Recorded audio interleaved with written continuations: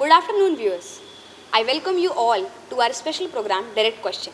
India is an amalgamation of various cultures, tradition, and ethnicity, and Northeast India is a part of this multi-fruited tree called India. But people from those parts often feel that they are ignored. So, to discuss on this topic, we have our special guest Sangeeta Ruidas.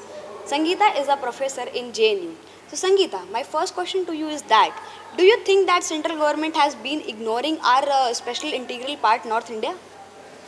I think from a very long time the central government actually ignored its very north Indian part of India because एक time पे ऐसा था कि पहले कुछ समय पहले Indian government या बोल सकते हैं सेंट्रल पार्ट ऑफ इंडिया एक तरीके से नॉर्थ ईस्टर्न पार्ट को इग्नोर कर रही थी, लेकिन धीरे धीरे वो नॉर्थ ईस्टर्न पार्ट को इग्नोर कर नहीं रही है. अभी फ़िलहाल आप देख सकते हैं अगले साल ही एक एयरपोर्ट बना है अरुणाचल प्रदेश में, जो कि इंटरनेशनल एयरपोर्ट बना है. तो इस तरीके से हम देख सकते हैं कि जैसे कि हमारा आसाम में काजीरंगा नेशनल पार्क हो गया, वो भी इतना उन्होंने अभी उस पर ध्यान देना काम करना शुरू किया है. हमारी जो स्पोर्ट्स पर्सनालिटीज़ हैं जैसे कि मीराबाई चानू फिर मैरी कॉम हो गई, या फिर हमारे बॉलीवुड के आर डी बर्मन हो गए, सब तो वहीं के पार्ट्स हैं. So I think north eastern part को इग्नोर करना मतलब बेवकूफ़ी होगी हमारे सेंट्रल गवर्नमेंट के लिए.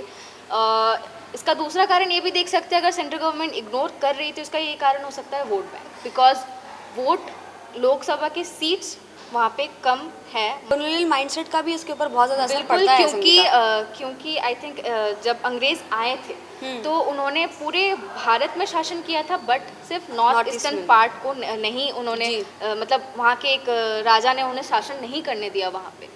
So Sangeeta, AFSPA is a thing that has been in debate since 1958.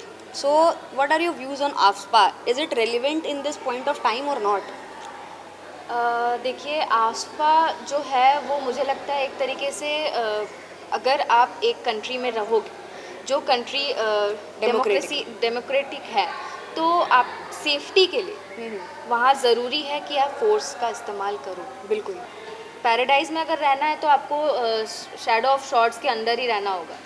तो ऐसा है कि अगर आसपा है तो एक कारण है जिस वजह से उसे बनाया गया है.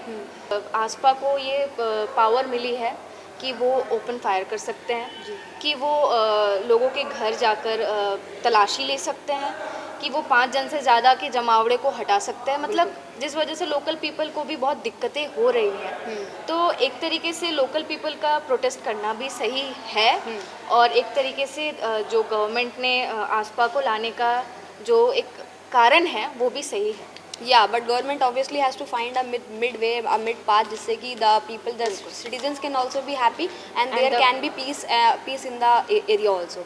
So okay, so Sangeeta, my next question and my last question to you is that do you actually think that northeastern people are differentiated and they are discriminated? They are often called and they are often given adjectives like momo and chini. So what are your views on that thing?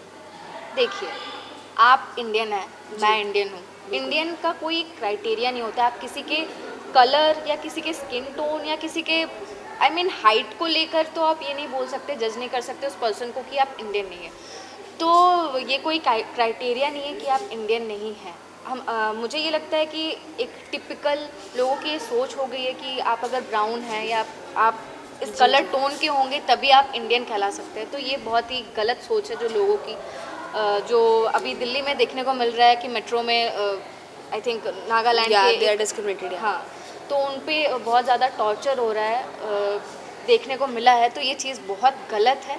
हमें north eastern people को उस तरीके से देखना चाहिए. वो भी India का हिस्सा है और हम भी इंडिया का हिस्सा है. हमें उन्हें एक इंटीग्रल पार्ट मानना चाहिए. Okay, so thank you viewers for watching our show. Stay tuned for more updates. Thank you.